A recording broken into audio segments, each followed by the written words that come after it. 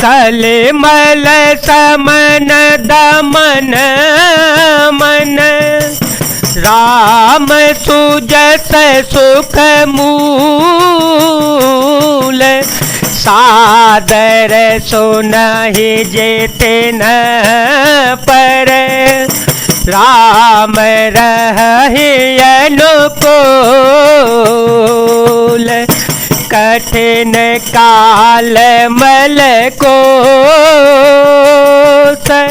धर्म न ज्ञान न जोग जप, परे हरे सकल भरोस,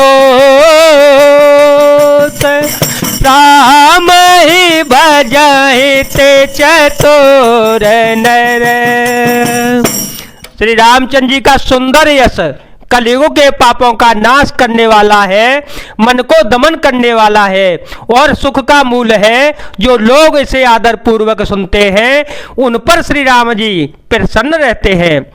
यह कठिन कलिकाल पापों का खजाना है, इसमें न धर्म है न ज्ञान है और न योग तथा जप ही है। इसमें तो जो लोग सब भरोसों को छोड़कर श्री राम जी को भजते हैं वे ही चतुर है। मुनि पद कमल नाय करे सीसा, मुनि पद कमल नाय करे सीसा, चले बनाए सोर नर मुनीसा, आगे राम अनुज पुनि पाछे, आगे राम अनुज पुनि पाछे, मुनि बर बेस बने असे काछे, उभय बीच सिरि सोहय कैसे, ब्रह्म जीव बीच माया जैसी, सरता बन गिरी अवघट घाटा, पथ पहचान दे बर बाटा, जह जह जाहि देवर घोराया, जह जह जाहि देवर घोराया, करहि मेघ तह तह नव छाया, मिला सोर बिराधर्म गजाता, आवत ही रघुबीर निवाता, तुरत ही रुचिर रूप तेहि पावा, देखी दुखी निज धाम पठावा, पुण्याए जहाँ मुनि सर भंगा, पुण्याए जहाँ मुनि सर भंगा, सुंदर अनुज जानकी संगा, सुंदर अनुज जानकी संगा, मंगल भवनय मंगल हारे, ध्रुव हो सो दशरथ अजिर विहारी। मुनश्री के चरण कमलों में सिर नवाकर देवता मनुष्य और मुनियों के स्वामी श्री राम जी वन को चल पड़े। आगे श्री राम जी हैं और उनके पीछे छोटे भाई लक्ष्मण जी हैं। दोनों ही मुनियों का सुंदर वेश बनाए अत्यंत ही सुशोभित हो रहे हैं। दोनों के बीच में श्री जानकी जी कैसी सुशोभित हैं जैसे ब्रह्मा और जीव के बीच में माया हो। नदी वन पर्वत और दुर्गम घाटियां सभी अपने अपने स्वामी को पहचान कर सुंदर रास्ता दे देते हैं। जहां जहां देव श्री रघुनाथ जी जाते हैं वहां वहां बादल आकाश में छाया करते जाते हैं। रास्ते में जाते हुए विराट राक्षस मिला, सामने आते ही श्री रघुनाथ जी ने उसे मार डाला। श्री राम जी के हाथ से मरते ही उसने तुरंत सुंदर दिव्य रूप प्राप्त कर लिया। दुखी देखकर प्रभु ने उस से अपने परम धाम को भेज दिया। फिर वे सुंदर छोटे भाई लक्ष्मण जी और सीता जी के साथ वहां आए जहां मुनि श्री सरभंग जी रहते थे। देखी राम मुख पंकज मुनिवर लोचन भृंग सादर पान करत यते धन्य जन्म सरभंग। राम सिया राम सिया राम सिया राम सिया राम जय जय राम। श्री रामचंद्र जी का मुख कमल देखकर मुनि श्रेष्ठ के नेत्र रूपी भौरे अत्यंत आदर पूर्वक उसका मकरंद रस पान कर रहे हैं। सरभंग जी का जन्म धन्य हो गया है। कह मुनि सुनु रघुवीर कृपाला शंकर मानस राज मराला।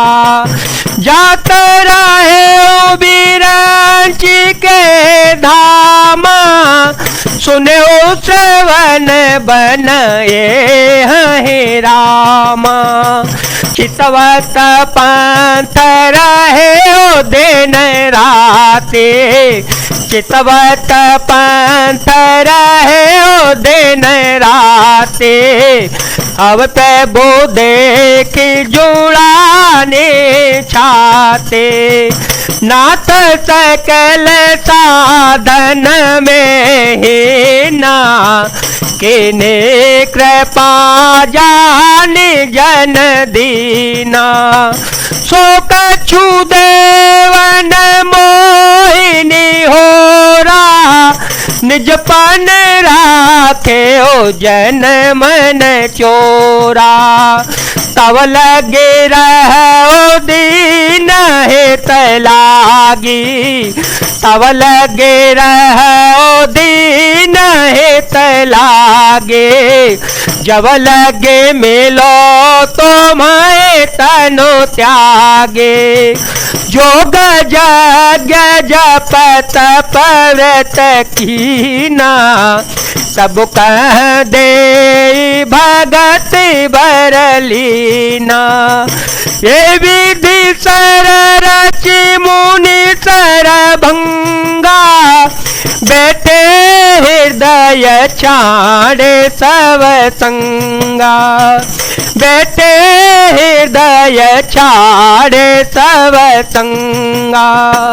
मुनश्री ने कहा, हे कृपालु रघुवीर, हे शंकर जी के मन रूपी मान सरोवर के राजहंस, सुनिए मैं ब्रह्मलोक को जा रहा था। इतने में कानों से सुना कि श्री रामचंद्र जी वन में आवेंगे।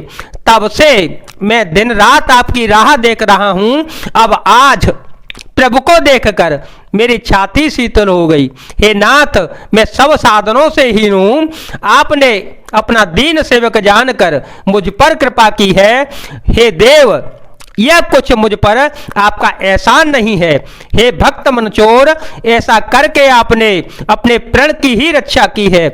अब इस दीन के कल्याण के लिए तब तक यहाँ ठहरिएगा जब तक मैं शरीर छोड़कर आपसे आपके धाम में न मिल जाऊं। योग यज्ञ जप तप जो कुछ व्रत आदि मुनि ने किया था सब प्रभु को समर्पण करके बदले में भक्ति का वरदान ले लिया। इस प्रकार दुर्लभ भक्ति प्राप्त करके फिर चिता रच कर मुनि सरभंग जी हृदय से सब आसक्ति छोड़कर उस पर जा बैठे। सीता अनुज समेत प्रभु नील जल दतनु श्याम मम हे बस हो निरंतर सगुण रूप श्री राम।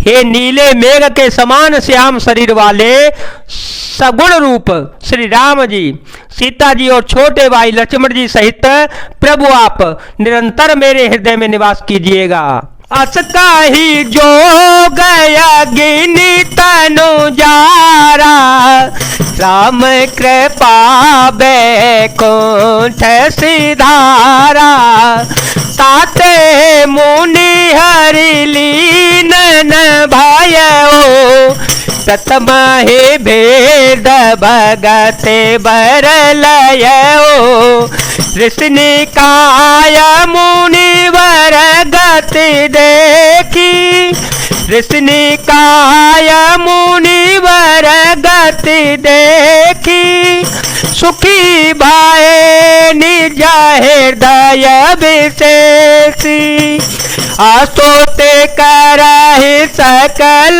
मुनि वृंदा, जयत प्रणत हित करुणा कंदा, पुनि रघुनाथ चले वन आगे, मुनिवर वृंद विपुल संग लागे, हते समूह देखी रघुराया, पूछी मुनि लागे अति दाया, जानत हो पूछिए कस स्वामी, जानत हो पूछिए कस स्वामी, सब दरसी तुम अंतर जामे, निश्चर निकर सकल मुनि खाए,